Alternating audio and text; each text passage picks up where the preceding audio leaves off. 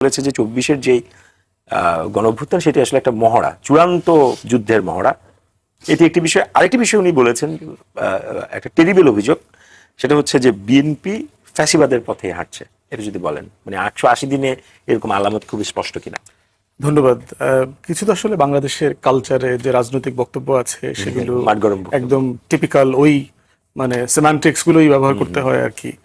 So ultimately মানে মোটা দাগে যেটা দেখতে হবে যে বিরোধী দলের তো একটা দায়িত্ব কন্টিনিউয়াসলি সরকারি দলকে জনগণের হয়ে প্রেসারে রাখা, সমালোচনা করা, জবাবদিহিতা চাওয়া, সেই বিষয়গুলো নিয়ে কথা বলা।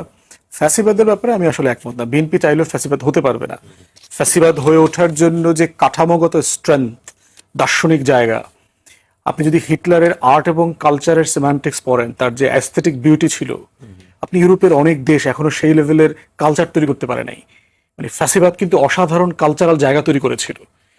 ফ্যাসিবাদ যে পরিমাণ টেকনোলজি তৈরি করেছে, আপনি সেই সময়টাতে যুদ্ধের পরের যে রিসেশনে সে তথ্য প্রযুক্তি, তারপরে মারণাস্ত্র তৈরি করা, বড় বড় গাড়ির যে কোম্পানিগুলো আজকে দেখতে পাচ্ছি আপনার ভলক্সওয়াগন থেকে শুরু করে, এগুলো হিটলারের আমলে প্রায় ব্যাপক রকম ফ্লারিশ করেছে। তো এই জন্য হচ্ছে এইটা বিএনপি ওই টাইপের দল না, সে চাইলেও পারবে না। এটা একমাত্র দল হচ্ছে আওয়ামী লীগ। তো এই জন্য হচ্ছে যে বিএনপিকে আমরা গভর্নেন্সের জায়গায় সমালোচনা করাটা আমি যৌক্তিক মনে করি, কারণ অন্য জায়গায় আসলে বিএনপি দল আকারে ফিট ইন করে না। তো সেই জায়গাতে যেটা আমরা বারবার বলছি যে বিএনপির ওয়াদা বরখেলাফের জায়গা, যেগুলো সে ডেলিভার করবার কথা সেগুলো করতে পারছে কিনা। বিএনপির মাথায় রাখতে হবে যে এমন একটা সময় সে দায়িত্ব নিয়েছে যখন আসলে অনেকগুলো ঘটনা তার ঘাড়ে চেপে বসেছে।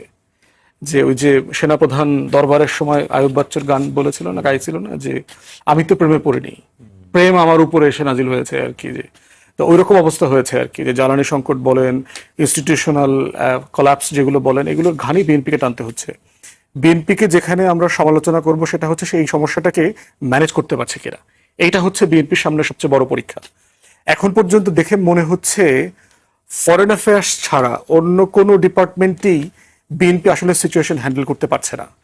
এবং এটার কারণ কি বলবেন? কারণের মোটা দাগে বড় কারণটা হচ্ছে রাজনৈতিক। বাংলাদেশে যেই প্রক্রিয়াতে রাজনৈতিক কর্মী তৈরি হয়, এই কর্মী তৈরির মানে প্রক্রিয়াটা হচ্ছে রাজপথ, মিছিল, মিটিং, মারামারি, দখল, চাঁদাবাজি। এই প্রক্রিয়াটা এমন, এই প্রসেসের মধ্য দিয়ে যে মানুষগুলো নেতা হন, এমপি মন্ত্রী হন, তারা আসলে কোনো গভর্নেন্সের স্কিল ডেভেলপ করে না। এই জন্য দেখবেন যে অনেক বড় বড় নেতা যখন মিনিস্ট্রির দায়িত্ব দিচ্ছেন, সে হ্যান্ডেল করতে পারছে না, সে আমলা নির্ভর হয়ে যাচ্ছে, উপদেষ্টা নির্ভর হয়ে যাচ্ছে। এত উপদেষ্টা টেকনোক্র্যাট কেন লাগতেছে?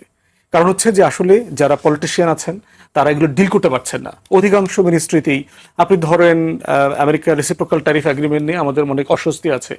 আমাদের অনেক জায়গাতে ট্রানজ্যাকশনে ইম্পোজ করা হয়েছে কি করতে পারবো, কি করতে পারবো না। এখন বলেন তো, ইংলিশে এই বিষয়টা কনভারসেশন করবার জন্য কয়জন পলিটিশিয়ান আছে? রিলেভেন্ট মিনিস্ট্রি এই কনভারসেশনটা আগাতে পারবে কিনা? আপনি দেখেন গঙ্গার পানি চুক্তি নেগোশিয়েট করতে হবে, এই বছর শেষ হয়ে যাচ্ছে ডিসেম্বরে।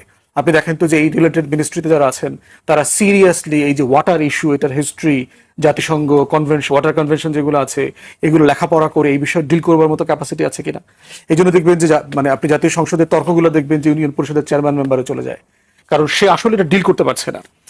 ওয়েস্টে পলিটিক্সের জন্য যে কাজটা তারা করে ফেলেছে সেটা হচ্ছে যে আপনার শ্যাডোর আইডিয়া ডেভেলপ করবার কারণে যেটা হয়েছে, নমিনেশন প্রসেসের মধ্য দিয়ে তারা এই জিনিসটা আইডিয়া ডেভেলপ করে। ওখানে সিভিতে বলতে হয় যে আমি নমিনেশন চাচ্ছি এবং তুমি যদি আমাকে দায়িত্ব দাও কোন কোন জায়গাতে আমি তোমাকে কন্ট্রিবিউট করতে পারবো। আপনি দেখেন তো এরকম কোনো প্রসেস আছে কিনা। এখানে দেখবেন যে পার্লামেন্টারি বোর্ড বসে অথবা স্ট্যান্ডিং কমিটি বসে, প্রেসিডিয়াম বসে, সিভিটিভি নেয় এটা। বাট মোটা দাগে রাজনৈতিক সিদ্ধান্ত, কারে কোথায় দিব না দিব, যারা দিতে পারছি না তারা কেমনে ম্যানেজ করবো, জেলা পরিষদে দিব না কর্পোরেশনে দিব, এইসব হচ্ছে। তাহলে আপনি দেখেন এই যে বঞ্চনার রাজনীতি, ত্যাগের রাজনীতি, এইটা ডিল করতে করতে যেটা হচ্ছে প্রাতিষ্ঠানিক মানে পারফরমেন্সের যে পলিটিক্স, এইটা বিএনপি হ্যান্ডেল করতে পারছে না। এবং সেখানে দেখবেন যে বিএনপির মোটা দাগে ব্যর্থতা। এরপরে যেটা সমস্যা যোগ হয়েছে সেটা হচ্ছে ইন্টিগ্রিটি ক্রাইসিস। বাংলাদেশে মোটা দাগে পলিটিশিয়ানরা অসৎ, এইটা দেশের মানুষের একটা ওয়াইড পারসেপশন। ওইটা বলতেছি, আমি রাজনীতিবিদ হয়েই বলতেছি। মানুষ আমাদেরকে টাউটবাটপার মনে করে, অসৎ মনে করে, যে আমরা চাঁদাবাজি করে ধান্দাবাজি করে টোরে খাই, আমাদের কোনো পেশা নাই। মোটা দাগে মানুষ মনে করে যে এটাই হচ্ছে আমাদের পেশা। এখন অনেস্টি ইন্টিগ্রিটির যদি ক্রাইসিস থাকে গভর্নেন্সে, ওই মানুষটা আসলে গভর্নেন্স ডেলিভার করতে পারবে না। সে ওখানে যেই হলে ধান্দা ফান্দা খুঁজবে, এখানে কন্ট্রাক্ট আছে কিনা, এখানে টেন্ডার আছে কিনা, কোথায় কোনটা দিলে পরে আপনি 2% 5% কমিশন পাবেন। এবং রিসেন্ট এক্সাম্পল দেখেন, আমাদের সবচেয়ে পাওয়ারফুল মন্ত্রী তো আমরা বলি হচ্ছে সালাউদ্দিন ভাইকে। সালাউদ্দিন ভাই বলছেন সবচেয়ে পাওয়ারফুল প্রতিমন্ত্রী হচ্ছে শাহ আলম সাহেব, এলজিআরই প্রতিমন্ত্রী। ওনার ছেলে মেয়ে, ওনার কোম্পানি শত শত কোটি টাকার কাজ পাচ্ছে, টেন্ডার পাচ্ছে। ওনাকে যখন জিজ্ঞেস করতেছে এগুলোকে আপনি কনফ্লিক্ট অফ ইন্টারেস্ট মনে করেন কিনা, বলে তো আমি তো কোম্পানি থেকে রিজাইন করছি, এখন আমার কোম্পানি আমার ছেলেমেয়েরা চালায়, ওনারা কাজ পাইলে তো এটা তো আমি কনফ্লিক্ট অফ ইন্টারেস্ট দেখতে পাচ্ছি না। মাননীয় স্বরাষ্ট্রমন্ত্রীর ছেলে, ওনার কোম্পানি নিয়ে কথা আসছে, তার নিজের ইনস্টাগ্রাম পোস্টের মধ্য দিয়ে আসছে $3.4 বিলিয়ন জাপান ইনভেস্ট করবে এখানে ব্রিজ ট্রিজ বানানোর ব্যাপারে, তার লোকাল পার্টনার হিসেবে তাকে নিয়েছে স্ট্যালিয়ন ক্যাপিটাল। এই জায়গাগুলোকে আপনি মনে করছেন যে এই যে 2000 কোটি টাকা এই যে জায়গাটা আছে, সেই জায়গাটা রাজনীতি আকারে সে ডিল করতে পারছে না। জি, আমি ফুয়াদ ভাই আবারও শুনবো আপনার কাছে। এবারে শুনতে চাই, আমাদের সঙ্গে আছেন হাবিবুর রহমান হাবিব, বিএনপি চেয়ারম্যানের উপদেষ্টা। হাবিব ভাই, অনেকগুলো সমালোচনা আছে, সরকার কিছু কিছু জায়গায় আসলে ডেলিভার করতে পারছে না, আপনি এটার সাথে একমত কিনা? আপনাকে ধন্যবাদ। আপনার মাধ্যমে আরটিভির দর্শক শ্রোতাদেরকে আমার সশ্রদ্ধ সালাম। বিজ্ঞ সহ আলোচক ব্যারিস্টার রাসজান ফুয়াদ এবং মাহবুবুর রহমান, কাজী মাহবুবুর রহমানকে শুভেচ্ছা। আসলে সরকার পরিচালনা করতে গেলে তো অনেক সমস্যার সম্মুখীন হতে হয়, আর বিরোধী দল থাকলে বোধ সমস্যা নয়, মুখ দিয়ে বললে হয়। এই যে ডাক্তার শফিকুর রহমান যেটা বলেছেন, 24-এ মহড়া হয়েছিল, এবার হবে আসল আন্দোলন। এটাকে বেহুদপনার কথা না। 24-এ আমরা বললাম দ্বিতীয় স্বাধীনতা, সেই মানুষের মুখ দিয়ে আজকে বের হচ্ছে যে 24-এ মহড়া হচ্ছে, সামনে হচ্ছে আসল যুদ্ধ। কার সাথে করবে? কার সাথে যুদ্ধটা করবে? কেন? আপনার কি মনে হয় উনি কেন এই কথা কার সাথে করে কেন করবে? উনি কোনো যুদ্ধ করেছেন? সারদা যুদ্ধের সময় তো পাকিস্তান দালালি করেছে, এরশাদ বিরোধী আন্দোলনে এরশাদের করে উঠছে। বিগত আন্দোলনে ওই তাদের যুদ্ধ অপরাধের বিরুদ্ধে যখন শাস্তি দিল সরকার, তখন আন্দোলন সংগ্রাম একটু করেছে। তাছাড়া এই যে দ্রব্যমূল্যের ঊর্ধ্বগতি, বিদ্যুতের ঘাটতি, লোডশেডিং, গ্যাসের দাম বৃদ্ধি, তেলের দাম বৃদ্ধি, কোনো মিছিলে গিয়ে তাদের একটা লোক মারা গেছে। আমাদের বিএনপি 17,000 মানুষ মারা গেল। আমরা বিশাল বিশাল সেটার জন্য তো আপনি ক্রেডিট পাচ্ছেন এবং আপনাদের ক্ষমতায় এসেছে। করে নাই তো। বিএনপি ভয় দেখাচ্ছে কাকে? জামায়াত কাকে ভয় দেখায়? আগে যদি এগুলি করে থাকতো তাহলে ভয় দেখাতে হতো। কাকে ভয় দেখাচ্ছে? আওয়ামী লীগ দিনের ভোট রাতে করে ক্ষমতা আসছে। আওয়ামী লীগ ভোটার ভেবে নির্বাচন করেছে। আওয়ামী লীগ রাজনৈতিক দলগুলোকে নির্বাচন করতেই দেয়নি, সেইভাবে ক্ষমতা এসেছে। বিএনপিকে তাই? বিএনপি জনগণের ভোটের দ্বারা নির্বাচিত হয়ে আসছে। সেখানে বিএনপিকে কথায় কথায় 2 মাস থেকেই হুমকি দেওয়া শুরু করেছে। 36 দিনে আওয়ামী লীগকে বিতাড়িত করেছি, ভারতে পাঠিয়ে দিয়েছি, বিএনপিকে 6 ঘন্টা লাগবে না। ওলি আহমদের মতো একজন সিনিয়র নেতা বেশ মাসখানেক দেখা গেল। 3 জন নাহিদ ইসলাম, তারপরে জামাত, আর হলো কি হেফাজতে, একসাথে হলে সরকার 3 দিন থাকবে না, একসাথে আসেই। আর রাজনীতি ওই পর্যায়ে থেকে এই ধরনের বালক সুলভ কথাবার্তা, এটা দেশের জন্য মঙ্গল বয়ে আনে না। কেন? আপনার কি বিশ্লেষণ যে কেন ওনারা এই কথাগুলো 2 মাস বলতেছে? ওনারা মনে করতেছে শরীর মোটা হয়ে গেছে, ঘাড়ে মাংস লেগেছে। কিন্তু মাংস কি তার? ঘাড়ের মাংস কি তার? ঘাড়ের মাংস বিএনপির বেঈমান বিশ্বাসঘাতক মির্জাফরের মাংস, ঘাড়ের মাংস আওয়ামী লীগের মাংস, ঘাড়ের মাংস কোটি কোটি টাকা খরচ করে তার ভোট পাওয়া মাংস। কোথাও কোথাও আমার ওখানে যেমন আছে, প্রশাসন দিয়ে রাত্রিবেলা ভোট করিয়েছে, সেইটা। এই সব মাংস দিয়ে এর মোটা হয়েছে। আসলে তাদের কতটুকু, তাদের সমর্থন কতটুকু?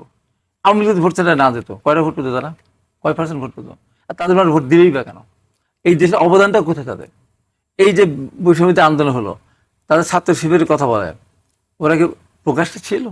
ঢাকা বিশ্ববিদ্যালয়ের ছাত্র শিবির মিছিল দেখেছি? জাহাঙ্গীরনগর দেখেছি? রাষ্ট্রে দেখেছি? না, দেখিনি। ওরা ছাত্র বিরোধে ঢুকেছিল। তারা এত হুঙ্কার দেয় কেন? আর দেশ পরিচালনার ক্ষেত্রে যেমন রাজনীতি বললেন, কিছু কিছু কথা যেমন বললেন, যে বিএনপির ভিতরে কি একটা ইংরেজি জানার লোক নেই? যারা ডাক্তারি পড়ে সবাই ইংরেজি বলতে পারে, যারা ইঞ্জিনিয়ার তারা সবাই ইংরেজি বলতে পারে, ঢাকা বিশ্ববিদ্যালয়ে যারা ফার্মেসিতে পড়ে তারা সবাই ইংরেজি বলতে পারে, ঢাকা বিশ্ববিদ্যালয়ের শিক্ষক ইংরেজি বলতে পারে না? পারে না? কেউ না, না কেউ ইংরেজি জানেন না, বলতে পারে না, বুঝে তো ব্যাপার না।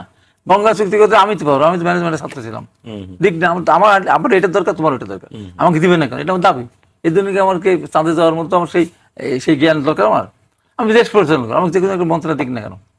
হ্যাঁ, মন্ত্রণালয় নিজে না চালাতে, এই যে আপনাদের কি বলে সম্রাট আকবর, লেখাপড়া জানছে না। সভাসদ ছিল, সমস্যা ছিল। 9 জুয়েলস। এটা তো অপরাধ না?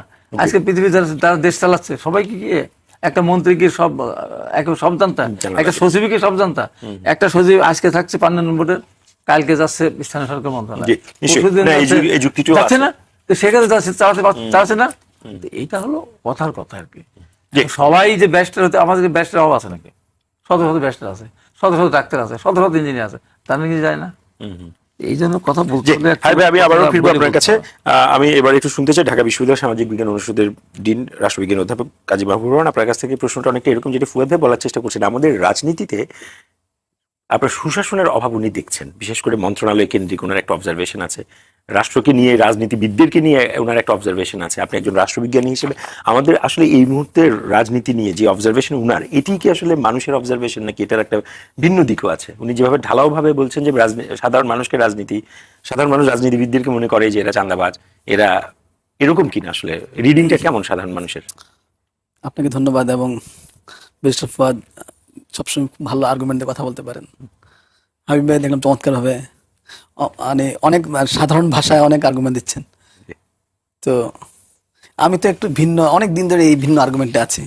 বাংলাদেশে যদি সাধারণ মানুষ কারোকে কাছে পায়, অনেক দিন ধরে, বেশ কয়েক বছর ধরে এই আর্গুমেন্টে যে এটা রাজনীতিবিদদের পায়। আপনি ইন্টারিম গভর্নমেন্টের দিকে সময় দেখেন, ধরেন ইন্টারিম গভর্নমেন্টের যিনি উপদেষ্টারা ছিলেন, তাদের কারোর সাথে ইভেন চ্যানেল নাই যে একজন সাধারণ মানুষ তাদের বাড়ি পর্যন্ত বুঝবে।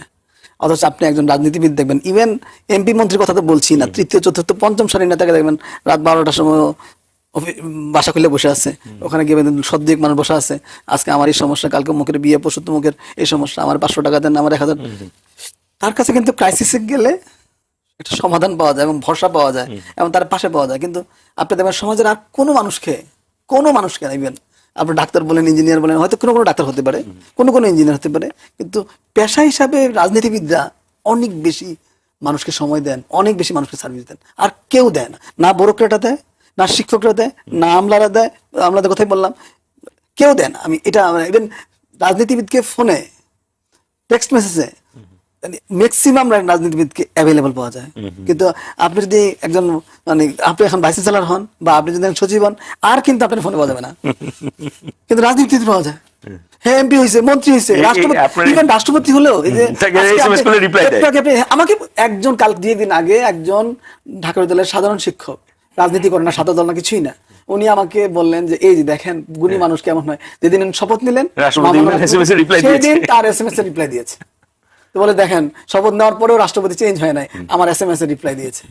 তখন আমার মনে হলো একমাত্র রাজনীতিবিদ, আপনারা যত কথা বলেন এটা বাংলাদেশের সবচেয়ে ভুল ধারণা, একমাত্র রাজনীতিবিদরে সাধারণ মানুষ বিপদে আপদে সবসময় পেয়েছে। হয়তো রাজনীতিবিদদের সাথে তাদের ইন্টারাকশনটা, কিন্তু যে রাজনীতিবিদদের কথা ব্যারিস্টার ফুয়াদ বলছেন যে যারা এই মুহূর্তে রাজনীতিবিদ থেকে ধরেন রাষ্ট্র পরিচালনায় আসছে, সেখানে কি উনি একটা পারফরমেন্সের ঘাটতি দেখছেন? পারফরমেন্সের ঘাটতি তো আপনি এত দূরে যাওয়া দরকার কি? আমি তো অনেক কিছুতেই ফুয়াদের সাথে একমত হই অনেক সময়। কিন্তু যেমন একটা ইস্যু, এটা বলে নেই, বিএনপি কখনো ফেসিস্ট হতে পারবে না, খুবই একটা দামি কথা বলছেন যে বিএনপির ফেসিস্ট হওয়ার কেন? প্রফেসর মাহবুব, তাহলে এই জায়গাটা থেকে আমি একটা পাল্টা প্রশ্ন করে রাখি, বিএনপি কখনো ফ্যাসিস্ট হতে পারবে না, বিএনপির সাথে জামায়াত দীর্ঘদিন একসাথে রাজনীতিতে ছিল, তারা কেন বারংবার আপনার 2 মাসের মাথা থেকে বারবার বলছে যে বিএনপি ফ্যাসিস্ট হওয়ার পথে আছে? এটা ওটা রাজনীতিতে টিকে থাকছে না, কি বলবে? এটা কিছু বলতে হবে সবাইকে। আমি তো দেখছি না যে রাষ্ট্রপতি বাসভবন বলেন অথবা প্রধানমন্ত্রী কোনো প্রোগ্রাম বলেন, আমি তো তাদের সবার সামাজিক সম্পর্ক দেখতে পাচ্ছি খুব স্বাভাবিক আছে। এটা তো রাজনীতিবিদদের কাজটি একটা অনেকটা এরকম। কিন্তু এটা আমরা ভাবছিলাম যে 5 আগস্টের পরে বাংলাদেশের সমালোচনার ধরনটা চেঞ্জ হবে, এটা হয় নাই, আগের মতোই রয়ে গেছে। এটা বিরোধী দলগুলোর এটা একটা এক ধরনের ব্যর্থতা, যে বিরোধী দলের কিন্তু একটা জবাবদিহিতা আছে, বিরোধী দলের কিন্তু একটা গ্রহণযোগ্যতার ব্যাপার আছে। আমরা কিন্তু অনেক দিন যাবতীয় বলছি বিরোধী দলগুলো আমাদেরকে ঠিক সাফল্যের সাথে সেবা দিতে পারছে না। এইবার 5 আগস্টের পরে ভাবা হয়েছিল যে আগে যেভাবে সরকার বিরোধী দল এই বলে, এগুলোর মধ্যে আমরা শুনবো না, নতুন কিছু শুনবো। নতুনটা কি, এটা তো বিরোধী দলেই আবিষ্কার করবে, আমরা তো বলে দিতে পারবো না। তো আপনি কি মনে করেন যে বিরোধী দলগুলো আগের যেভাবে যে সেন্টেন্স একটু আগে যেটা বললেন, আগে যে বাক্য ছিল সেই বাক্য ফেরত আসছে? তো বাক্য ফেরতের ক্ষেত্রে তো তাদেরকে ইনোভেশন দেখাতে হবে। আমি যে জায়গাটাতে আপনারা আসছিলাম যে এখন রাজনীতিবিদদের কথাটা আবার আসি ফিরে, রাজনীতিবিদরা মাঝে মাঝে আপনি যেটা বলেন কেন পোর্টফোলিও পেলে ব্যর্থ হয়। আমরা আমাদের পারিবারিক জীবনে, সামাজিক জীবনে আমরা তো নেতৃত্ব পাই। আপনিও দেখবেন আপনার মাসে 30 দিনে আপনার সাফল্যের সাথে যায় না, আপনার পরিবারের মধ্যেই যায় না। আপনি প্রত্যেকদিন আপনার ফ্যামিলির সবার কথা কি রাখতে পারেন? কখনোই পারেন না। কিন্তু কিছু এলিগেশন আমার মনে হয় একটু address এলিগেশন করতে তো আপনার বিরুদ্ধে আপনার পরিবারের ডেইলি 10টা এলিগেশন, যেমন ধরেন আপনার উনি কয়েকটা মন্ত্রণালয়ের মন্ত্রীদের সাথে যে ওনাদের সন্তানদের পরিবারদের যে কনফ্লিক্ট অফ ইন্টারেস্টের জায়গা, এই জায়গাগুলো কি এখন এটা হলো কি, যদি যতটা পারা যায় এটা করতে হবে, যে এটা কি কনফ্লিক্ট অফ ইন্টারেস্ট যদি সত্যি হয়ে থাকে সেটা তো অবশ্যই বাদ দিতে হবে। এখন কনফ্লিক্ট অফ ইন্টারেস্ট শুধু পরিবার হলেই হবে তা না। পরিবারের এখন বাবা মন্ত্রী হলে ছেলে কোনো রাজনীতি করতে পারবে না, ছেলে আগামী 5 বছর ব্যবসা বন্ধ, আপনি কি এটা বলতে চান? ছেলে যদি তার ফার্ম থেকে নিয়মতান্ত্রিক উপায়ে কাজটা পায়, এবং এটা প্রশ্ন হচ্ছে ছেলে বাবার কারণেই পেলো কিনা, সেই আপনি সেটা দেখবেন, কোটেশন, আপনার প্রসেস, টেন্ডারিং যে প্রসেস অথবা প্রকিউরমেন্টের যে প্রসেস, সেই প্রসেস ফলো করেছে কিনা।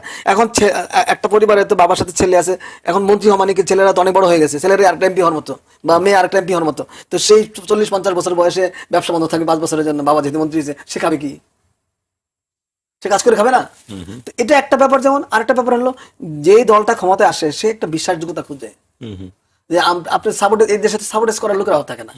এখন আপনি বিএনপি একটা পলিসি নিল, আপনি কমিটমেন্ট করেছে 2 মাসের মধ্যে কাজটা করবে, আপনি ঝুলাই দিলেন আস্তে করে, ঝুলাই দিলে 6 মাস করলেন না, সরকার জনগণের কাছে উত্তর দিতে পারলো না। সরকার এই জন্য বিশ্বাসযোগ্যতার একটা ব্যাপার থাকে। তখন দেখা যায় কি আসলে যে লোকগুলোকে কাছে রাখতে চেইন অফ কমান্ড গুলোতে বা যে ধরনের প্রতিষ্ঠানগুলো কাজ করে, যদি সেগুলো করাপশন না করে, যেগুলো যদি রুলস ব্রেক করে তারা কাজ না পায়, মানে এটা রুলস ফলো করে যদি কাজ পায়, আমি যেটা বললাম প্রকিউরমেন্ট পলিসি যদি ঠিক থাকে, আমার কাছে মনে হয় না সরাসরি ব্যক্তি যদি নেন, মন্ত্রী নিজে যদি নেন, তাহলে কনফ্লিক্ট অফ ইন্টারেস্ট। মন্ত্রী নিজের ফার্ম নিজে কাজ পাচ্ছেন। কিন্তু আমরা বিশ্ববিদ্যালয়ে দেখি যে প্রশ্ন করার সময় আপনারা আমাদেরকে চিঠিতে দেন যে আপনার ভাই, বোন, স্ত্রী, তারপরে এরা যেন পরীক্ষার্থী হলে আপনি যেন প্রশ্ন না করেন। আপনি তো যুক্তি দিবেন, এটা তো আপনার কাছে যুক্তির অভাব নাই, কিন্তু আমি তো বলছি যুক্তির কোনো অভাব নাই, কিন্তু এটা একটা ইম্পর্টেন্ট যুক্তি। ভাই বোনের বলছেন প্রশ্ন করার ক্ষেত্রে যেটা বিষয়, এটাও কিন্তু কনফ্লিক্ট অফ ইন্টারেস্ট। স্যার আমি কি ঠিক বুঝালাম কিনা? এটা যদি আপনি প্রত্যেকটা এমপি মন্ত্রীর ক্ষেত্রে করতে থাকেন, এবং প্রত্যেকটা নেতা, মানে সবাই তো ওনারাও তো কোনো দায়িত্বের মধ্যে আছেন, সবাই ক্ষেত্রে করতে থাকেন, তাহলে তো একদমই বিএনপির যে পুরো কমিউনিটি 2/3 বেড়ে যাবে। আরেকটা প্রশ্ন আমি একটু রাখতে চাই, যেটা হচ্ছে এই যে জরিপটা, আপনি একজন সামাজিক বিজ্ঞানের গবেষক, এই জরিপটা যেটা দেখাচ্ছে যে প্রধানমন্ত্রীর আসলে জনপ্রিয়তা প্রায় 66%, আপনার সামগ্রিকভাবে দেখাচ্ছে জনপ্রিয়তা, মানুষের কর্মকাণ্ডে তুষ্ট 54%, কিন্তু খুব গুরুত্বপূর্ণ কিছু খাত যেখানে মানুষ চরম অসন্তুষ্ট, 89% বিদ্যুৎ ব্যবস্থাপনা, জ্বালানি খাতে 80% মানুষ অসন্তুষ্ট, নিত্যপণ্যের মূল্য নিয়ন্ত্রণে 69% মানুষ অসন্তুষ্ট। তার মানে এতগুলো খাতে অসন্তুষ্টি আছে, আবার সরকারের সার্বিক কর্মকাণ্ডের সন্তুষ্টি আছে 54%। মানে এই ভ্যারিয়েশন গুলো কেন হচ্ছে? এটাই তো কন্ট্রাডিক্ট করে এই ডেটা। এই ডেটা আপনি তো ডেটার সায়েন্সের লোক, আপনি আমার এসব জিজ্ঞাসা করেন কেন? আপনি বলবেন যেখানে 54% সে বলছে একবার সার্বিক সন্তুষ্টি, তাহলে 89% মিলাচ্ছে কিভাবে 54 এনে? 89% 54 সে অ্যাভারেজ করতেছে কিভাবে? আবার ওখানে মানে 69% প্রধানমন্ত্রী খুশি, তাহলে 69, 54, 89 মিলছে। এই ডেটা আমার কাছে একটা, ইভেন আমার কাছে এই কথাটা আপনাকে আগে কখন বলেছি কিনা জানি না, আমি নিজে অভিজ্ঞতার থেকে বলছি। আমাদের ইউনিভার্সিটির আরেকজন প্রফেসর আমার সাথে ছিলেন, পৃথিবীর বিখ্যাত মানে রিসার্চ, মানে এই ডেটা কালেকশন, তারা 2024 সালে আমাদের কাছে এসেছিল। এই শর্তে তাদের কাজগুলো করে দিতে হবে।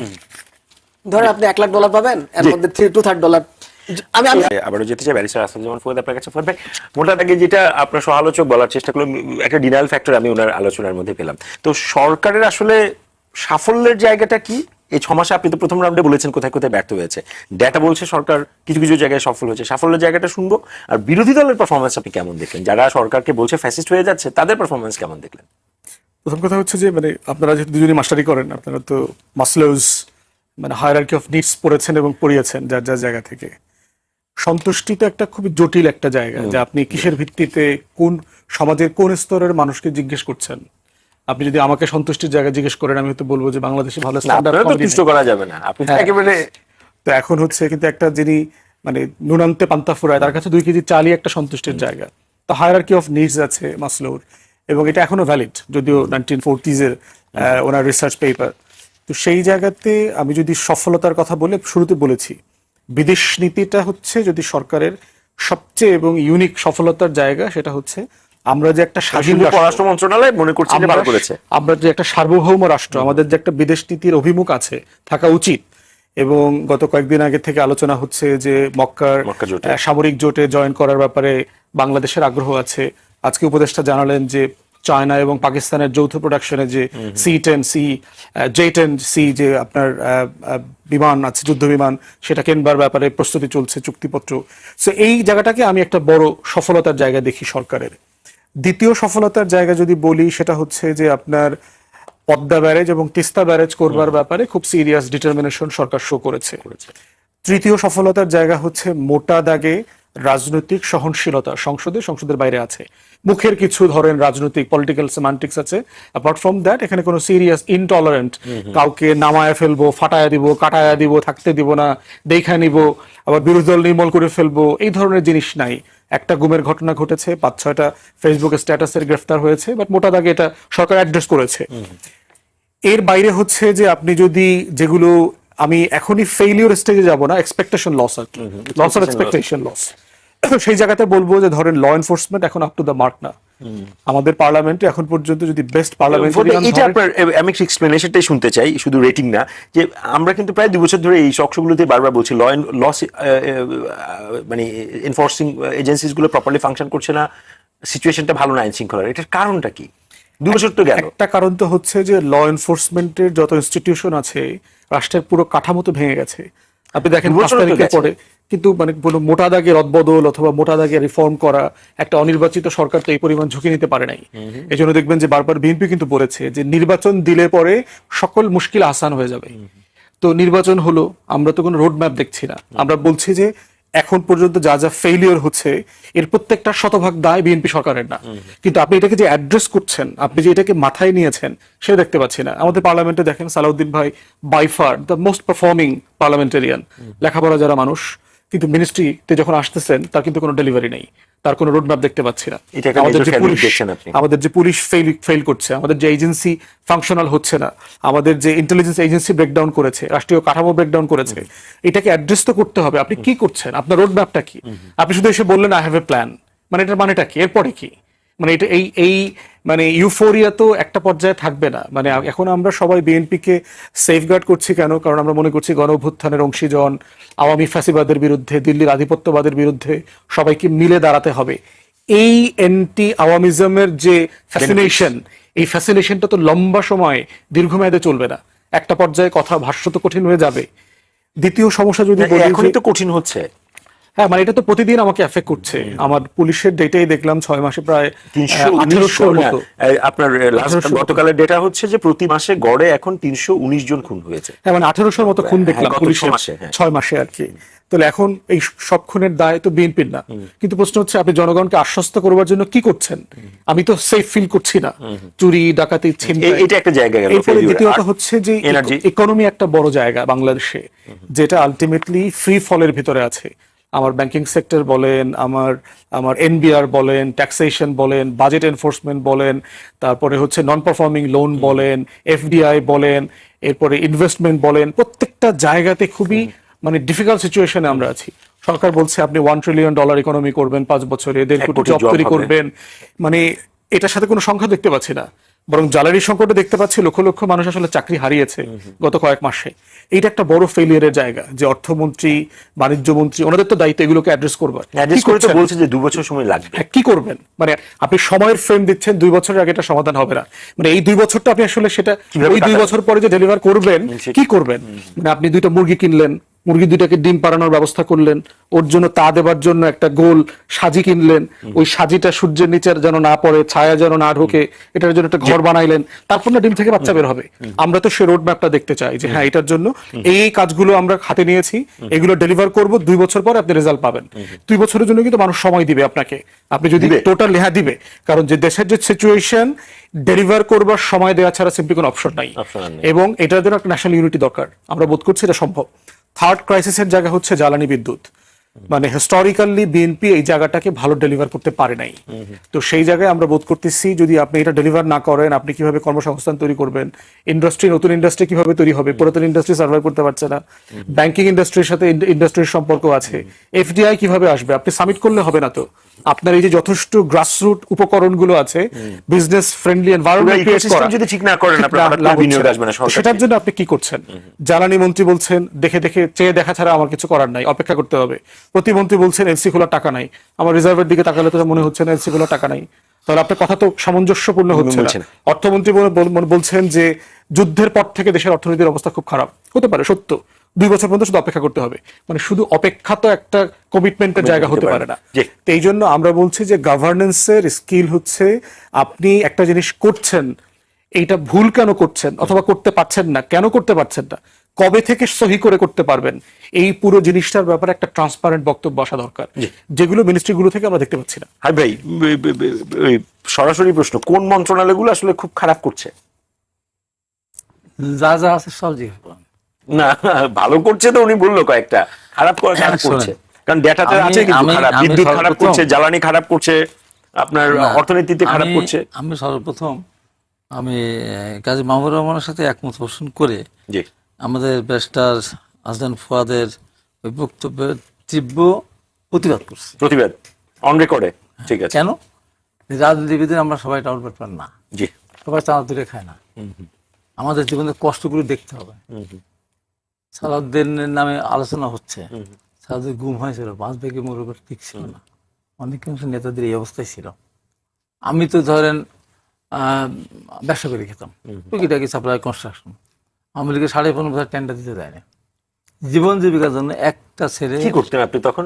একটা ছেলে স্কুলে পড়ে নাই, সাইকেলে করে 10 কেজি 20 কেজি করে মসুর কিনে নিয়ে গিয়ে 1 বস্তা বানায় শুধু শহরে গিয়ে বিক্রি করতো। জীবন জীবিকার জন্য ওর মতো একটা মানুষ অসত্য পড়েছে। তার সাথে আমার ছোট ভাইকে দিয়েছিলাম যে ওই বিদেশিরা ওই যে টাওয়ার বানায়, ওদের কাছে কিছু কাজ সাব কন্ট্রাক্টর নিয়ে কাজ করা, এই করে জীবন জীবিকা নির্ভর করছে। আওয়ামী লীগের কাছে আমি যাইনি। অনেক কিছু ব্যারিস্টার ফুয়াদ রাজনীতি করে, ওনার পেশা আছে না? আমাদের এই যে এতগুলো ব্যারিস্টার দেখেন, তাদের পেশা আছে না? এতগুলি ঠিক আছে, আপনার প্রতিবাদটা বুঝতে পারলাম, জাস্ট আলোচনায় আমি বলছি যে রাজনীতিবিদরা ওয়ানের মধ্যে আমি একটা কাজ করেছিলাম আপনার বিএনপির সময়, ফেনী জিমনেশিয়াম। ওখানে আমাদের সাইদ ইস্কান্দার মামা এবং জয়নাবুদ্দিনের সাথে ডিভিশনাল দ্বন্দ্ব ছিল, কাজ কেউ নেয় না, সগির বেঁচেছিল। আমি বলে হাইবা আপনি ছাড়া তো ওই কাজ করতে পারবে না। কাজ করতে গেলাম, সংকট দেখা দিল, আমি কাজটা সুন্দর করে আসলাম। ওয়ানের ভিতরে এসে আমার শিডিউলে ছিল আপনার হলো গ্লেস টাইলস, আমি ওখানে এই করে দিলাম, কি বলে যে হোমোজিনিয়াস করে দিলাম, দাম বেশি ছিল কার্পেটিং, বুঝতে পেরেছি আমি করে দিলাম। ওখানে গিয়ে আমার বিরুদ্ধে অভিযোগ নিয়ে আসলো, শিডিউল মিলছে, আমি ভালো করার জন্য করছি, সিটুপের পড়ে না যায়, রাস্তা ভেঙে না যায় পানি দেব। তো সেইটা আবার আমি মনে করলাম যে এখান থেকে তদবির করতে গেলাম, কোথায় এইতে সিনিয়র একজন কর্নেল ছিল পিলখানা, এমন ভাবে বলা শুরু করে দিল, তখন আমাদের নেতারা সব গ্রেপ্তার। তো খাওয়াচ্ছে কেন, রাখছে কেন, গুলিগার মারে না কেন, কুত্তার মধ্যে গুলিগার মারে না কেন, এটা কি মানুষ হলো? যা তা বলা শুরু করলো। সবই তো বুঝলাম না রে ভাই, তার কাছে পাবেন না এটা। জি বলেন। তারপরে একটা পর্যায়ে এমন ভাবে বলা শুরু করলো, আমি বললাম যে শোনেন, আপনি যে এতক্ষণ ধরে বললেন রাজনীতিবিদরা অনেকের চেয়ে ভালো। এক স্কোয়ার গ্রুপের ওই চানাচুর পড়ে গেছিল, কত কোটি টাকা তারা ওখান থেকে নিয়েছে চানাচুর। আর আমরা বিএনপি সমস্ত রাজনীতিগুলো অত টাকা ট্যাক্স দিতে পারি না। একটা পর্যায়ে বললাম যে যেটা উনি বললেন, রাজনীতি যারা আমরা করি তারা 3 টাকা কামাই করে 2 টাকা কর্মীদের পেছনে খরচ করি, মা বা ভাই বোন পাড়াপতি করে। আর যারা রাজনীতি করেন, যারা আমরা আপনাদের মতো লোক, বললাম আপনার ওই শালি চেনেন, বাবার বাড়ির লোক চেনেন না বলে আমি বললাম যে এখন তো আপনার ক্ষমতা আছেন, আমরা তো ক্ষমতা ছিলাম, এখনো কিন্তু থানা পুলিশ ডেকে থাপতে পারে না। আর আপনাদের ভাইয়েরা এখন যারা আপনারা আছেন,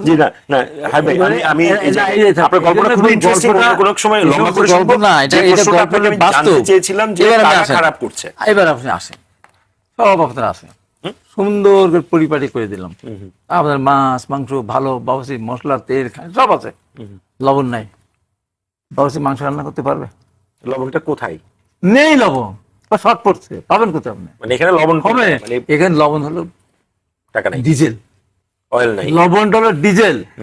এই ডিজেলের দাম বাড়ার কারণেই দ্রব্যমূল্য 40% বাড়া দিয়েছে। এই ডিজেলের কারণে পরিবহন ব্যয় বেড়েছে, প্রত্যেকটা সেক্টর উৎপাদন প্রত্যেকটা ক্ষেত্রে বেড়েছে। এটা কি বিএনপির দায়? ওই স্বীকৃতি আক্রান্ত না হয়তো এটা হতো না।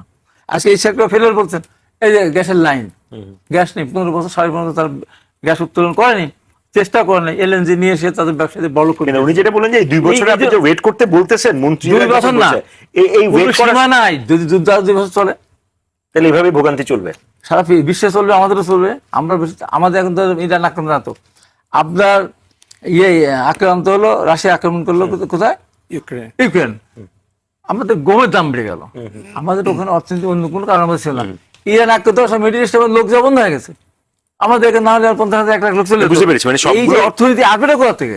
আজকে যদি বিরোধী দল ক্ষমতা থাকতো তাহলে তাদের কি, তাদের ভয়কে যদি জামাত ক্ষমতা থাকতো, 11 দল ক্ষমতা, ট্রাম্প বলতো বাবা বাংলাদেশে 11 দল ক্ষমতা, ইরান আক্রমণ করা যাবে না, এমন কি কিছু? অথবা পাইপ যদি বঙ্গোপসাগরে দিয়ে দিত, সব পানি এসে সব ডিজেল হয়ে যেত, অথবা পাহাড়ে যে আঘাত হানতো সব গ্যাস হয়ে বাড়ায় আসতো, এমনকি এটা আপনার মানতে হবে, তো এটা মেনেই আপনার সমালোচনা করেন। হ্যাঁ, আর যেটা বললেন ওই কথার সঙ্গে একমত, যে একজনই সব ব্যবসা নিয়ে যাবে, ছেলের নামে রাস্তা হবে, এই রাস্তা সেই রাস্তা, এগুলি মনে ঠিক না, এবং তাই গ্রহণটা পছন্দ করেন না। একটা পর্যায়ে হয়তো এগুলো যারা আজকে করতে যাচ্ছেন তারা 100 বিপদে পড়বেন, একবারই যে পড়েন তার না, অবশ্যই বিপদে পড়বেন, ধীরে ধীরে পড়বেন। আর যে সাহসী পদক্ষেপ এই সরকার সবচেয়ে বড় যেটা Padma barrage, Teesta barrage, inter দিকে চোখ অসম্মানিত হয়ে আমি ভারতে যাব না, এটা হচ্ছে সাহস। এর জন্যই তো বিএনপির আরো যেটা 100টাতে দোষ থাকে, একটা সাহসের কারণে দেশের মানুষ তাকে সমর্থন করে বলে মনে হয়। প্রফেসর মাহবুবুর রহমান, আপনার কাছ থেকে প্রশ্নটা হচ্ছে সরকারের সাফল্য এবং ব্যর্থতার একটা যদি আপনি ইভ্যালুয়েশন করেন, কোন জায়গায় ভালো করেছে কোন জায়গায় খারাপ করেছে, দুটো জায়গায় উনি খুব স্পষ্ট বলেছেন, মানে বিদেশ বিষয়ক নীতিতে খুব ভালো করেছে, বিশেষ করে পররাষ্ট্র মন্ত্রণালয়ের কথা উনি বলছেন, যে বিশেষ করে তিস্তা ব্যারেজ, পদ্মা ব্যারেজ, তারপর হচ্ছে আপনার এই কি বলে এবং হচ্ছে আরেকটা বলেন যে ভারত না যাওয়ার ব্যাপারে যেই এখনো যেই বাংলাদেশ ফার্স্ট নীতিটা অটল আছে, যদি বলেন। আপনাকে ধন্যবাদ। বিষয়টা হলো বাংলাদেশ ফার্স্ট নীতিটা শুধুমাত্র বাংলাদেশের পররাষ্ট্র নীতির সাথে সংশ্লিষ্ট না, এটা একটা অ্যাসপেক্ট বাংলাদেশ ফার্স্ট নীতি। বাংলাদেশ ফার্স্ট নীতি অভ্যন্তরীণভাবে বাংলাদেশ ফার্স্ট। প্রথমত আপনি আপনাকে ইন্টারন্যাশনালি রিপ্রেজেন্ট করাতে পারবেন তখনই যখন অভ্যন্তরীণভাবে আপনি তাকে রিপ্রেজেন্ট করাতে পারবেন। তো ফার্স্ট হতে হবে নিজেকে, কোয়ালিটিতে, নিজের কাজে কর্মে, গভর্নেন্সে। আমি বিএনপির সবচেয়ে সাফল্য দেখি গভর্নেন্সের প্রতি তার একটা অ্যাটেনশন আছে, সে একটা অ্যাকাউন্টেবিলিটি নিজের থেকে তৈরি করে নিয়েছে। ফর এক্সাম্পল আপনাকে একটা একদম এভিডেন্স দিয়ে বলছি, 46 পৃষ্ঠার ই বুক প্রকাশ করেছে 6 মাসের মধ্যে, সেখানে নিজের সীমাবদ্ধতার কথা নিজেই বলছে যে আমি এই অর্জন করেছি আর এই পারি নাই, আমাকে একটু সময় দেন। এই জিনিস আপনি 54 বছরের ইতিহাসে কোন সরকারে, বাংলাদেশ সরকারগুলো শুধু দেখবেন আমি এই করেছি, যা করে না তাও বলে, কিন্তু একটা সরকারকে আমরা এবার দেখলাম যে নিজেই বলে ভাই আমি এই করেছি, চেষ্টা করছি, আমার প্রতি একটু খুশি থাকেন, একটু সময় দেন। এইরকম এই যে জনগণকে সুপিরিয়র ভাবা, যে আমার একটু সময় দেন ভাই, আমার প্রতি একটু খুশি থাকেন ভাই। জনগণকে ক্ষমতা আসার পরে সবাই ভাবে জনগণ আমার সাথে আমার কথা শুনবে, আমাদের এটাই ছিল ট্রেন্ড। এইবার বিএনপি সরকারে দেখলাম সে মনে করে জনগণের কথা তাকে ভাবতে হবে, জনগণ তাকে কতটুকু সম্মতির মধ্যে রাখে। এটা আমরা অনেক দিন, এটা একটা জায়গা বললেন, এটার বড় জায়গা, কমিটমেন্টের জায়গা, এবং এর কারণে সে ম্যানিফেস্টো ধরে ধরে বলে আমি কিন্তু 100 দিন এই করেছি, 200 দিন এই করেছি, 6 মাসে এই করেছি। এইভাবে কমিটমেন্ট ধরে ধরে, ম্যানিফেস্টো ধরে ধরে আমাদের তো সরকারগুলো ক্ষমতা আসার পরে কখনো ম্যানিফেস্টো করতে মনে যে জায়গায় সে ফেল করে। এখন আপনি জানেন আপনার গভর্নেন্সটাকে আমরা এই যে আমাদের পঞ্চবার্ষিক পরিকল্পনা, আমরা যে পিআরএসপি নিয়েছিলাম, আমি আপনাকে অন্য থিওরিটিক্যাল জায়গাতে বলছি কথাটা, এটা বিএনপি করেছে রাজনৈতিক জায়গাতে, আমি থিওরিটিক্যাল জায়গাতে বলছি যে আমাদের পঞ্চবার্ষিক পরিকল্পনা এবং আমাদের পিআরএসপি সব জায়গায় কিন্তু আমাদের একটা ফুল চ্যাপ্টার এরকম, যে যদি আপনি হাজার হাজার কোটি টাকা বরাদ্দ করেন আর গভর্নেন্স যদি ঠিক না হয় তাহলে কোনো লাভ হবে না। সে কারণে আমরা কিন্তু মূল প্রায়োরিটি দিচ্ছিলাম সুশাসনের উপরে, কমিটমেন্টের, সরকারের কমিটমেন্ট, সরকারের রেসপন্সিবিলিটি এই জায়গাগুলোতে। বিএনপি সরকার হয়তো এটা এখনো সব জায়গায় দৃশ্যমান না, সব বিএনপি সরকার নেতৃত্বের মধ্যে দৃশ্যমান হবে না, কিন্তু প্রধানমন্ত্রী থেকে শুরু করে আমি পুরো জায়গায় একদম মানে টপ ডাউনে আমি দেখতে পাচ্ছি যে সব জায়গায় এটা ক্লিয়ার যে সে একটা জবাবদিহিতা নিশ্চিত করতে চায়, একটা জবাব দিতে চায়। এবং এই জায়গাতে আপনি দেখেন ওনারা অনেক কিছু ফ্যামিলি হিসাবে যদি ধরি, প্রধানমন্ত্রীর ফ্যামিলির তো মেয়ে বলেন, ওয়াইফ বলেন, কোনো কিছুর সাথে জড়িত না, একটা সামাজিক প্রতিষ্ঠানের নেতৃত্ব নেই, তাহলে বাকিটা কেন হচ্ছে? সবাই কি একটা দলের সকল লোক আপনার মানে দুর্নীতিবাজ হবে না, মানে একদম সবাই চরিত্রবান হবে? এটা কি করে? সব মসজিদের ইমাম কি রেপ করে না? এমন হয় কোন মসজিদের ইমাম রেপ করে না, কোন মৌলানা রেপ করে না, তাহলে এটা কোনো কথা বলেন আপনি? মানুষ তো আমার এক বন্ধু ছিল আমেরিকান রেড ইন্ডিয়ান, অলমোস্ট মনে করতাম আর কি, রেড ইন্ডিয়ান কিনা আমি জানি না, খুব মানে দীর্ঘদিন লোকাল পিপল আর কি। তা আমি ইউরোপে আমরা যখন ওখানে প্রায় আমাদের ক্লাসে 14 জন ছিল আমেরিকান, বলতাম প্রতিদিনই দেখি প্রফেসরদের, আমরা যে সকল কোয়ালিটি প্রফেসর দেখতাম মাঝে মাঝে এই ধরনের কোয়ালিটি তাদের শো হতো, মানে আমি সবগুলো বললাম না, বুঝছেন? তো আমি প্রায় তাকে খোঁচাই, আর আমরা আর তোরা একই। তো একদিনও রেগে গিয়ে প্রায় বছর 2 পরে আমারে বলে যে আচ্ছা তুমি আমার থেকে আর তোমাদেরকে আলাদা ভাবছো কেন? আমরাও মানুষ, তোমরাও মানুষ। মসজিদের ইমাম বলেন, বিএনপি নেতা বলেন, যাকেই বলেন, প্রত্যেকে মানুষ। কারোর কারোর মধ্যে মানুষের কোয়ালিটি গুলো কন্ট্রোল করার সামর্থ্য নাই। আরেকটা জায়গা আপনি বলতে চাচ্ছিলেন, আমি জায়গা আমি যেখানে fail করেছে। কনক্রিট, হ্যাঁ কনক্রিট করতে বলছি যে আপনাকে, যে আমি আপনাকে সুশাসনের কথা বললাম, আপনি দেখেন এটা বড় প্রেক্ষাপট ছিল আওয়ামী লীগের। আপনাকে এই কথা, আওয়ামী লীগের সমালোচনা এখন আলোচনায় আসছে না। হাজার হাজার কোটি টাকা, লাখ লাখ লাখ কোটি টাকার একটা, ইভেন 2027 সাল থেকে যে অবস্থা তৈরি হবে, কিন্তু আমরা আরো 5 বছর আগে জানি যে পরিমাণ লোন দিতে হবে 2027 সালে। বিএনপি তো এই আলাপেই আমি দেখতে পাচ্ছি না। 2027 সালে লোনের রিকভারি কোথা থেকে দিবেন আপনি? আপনার বাজেট এক্সিড করে ফেলবেন লোনের রিকভারি ডলারে। আমাদের এই নিয়ে অনেক আলোচনা সেই প্রস্তুতি তো আমি জানি না, এটা এর আলোচনায় গত 2-3 দিন আমি ভাবছি না যে কথা, অথচ আমরা 2023-24 ভেবেছি যে আওয়ামী লীগের যদি পতন ঘটায়, পতন ঘটার পর যদি কোনো সরকার আসে, তার জীবন বেরিয়ে যাবে, এবং এটা প্রমাণ হবে 2027-এ। আর একদম সংক্ষেপে 10 সেকেন্ডে যদি শেষ করেন। 10 সেকেন্ডে আমি বেশ কয়েকটা জিনিস আমি দেখলাম যে সরকার কিন্তু কাজও কিছু দেখিয়েছে। যেমন আপনি ট্যাক্স ফ্রি গাড়ির ব্যবস্থা এখন এমপিদের নাই, আপনি 13 লাখ কৃষকের ঋণ মওকুফ, তারপরে আপনি কৃষক কার্ড, প্রবাসী কার্ড, ফ্যামিলি কার্ড, এগুলো কিন্তু সাপোর্ট অবশ্যই। জনপ্রতিনিধিদের বিশেষ সুবিধা সব বাতিল করেছে, তো ইনভেস্টমেন্টের কিছু অনেকগুলো বিষয় কিন্তু সরকার নিয়ে আসে, দৃশ্যমান করার চেষ্টা করছে। ইন্টেনশন, আমরা বলি গুড ইন্টেনশন, আচ্ছা সামনে দেখা যাক, এই ভ্যালুয়েশন চলতে থাকবে, তবে পারফরম্যান্সের জন্য অপেক্ষা করতে হবে, কিন্তু অপেক্ষারও একটা রুট প্ল্যান থাকতেই হবে, রুট থাকতেই হবে। ভাই সাইফুল, একেবারে কোন রাজনীতিতে সামনের দিনগুলোতে কোনো শঙ্কা দেখেন এই পরিস্থিতি চলতে থাকলে? খুব সংক্ষেপে যদি। সংখ্যা হচ্ছে যে রাজনৈতিক বিরোধী দল মোটা দাগে দেশ খুব অস্থির করে ফেলবে এমনটা আমি মনে করছি না। কারণ মোটা দাগে দেশের অস্থিরতায় যে আসলে আমাদের সবার কালেকটিভ লস, এই ফিলিংসটা বিরোধী দল সবার মধ্যে আছে। জি, আমি যেটা দেখতে পাচ্ছি সেটা হচ্ছে যে বিএনপি গভর্নেন্স ইস্যুতে যে লেজে গোবর করে ফেলতেছে, এটা হচ্ছে মানে স্ট্রিট লেভেলে চলে যাবে।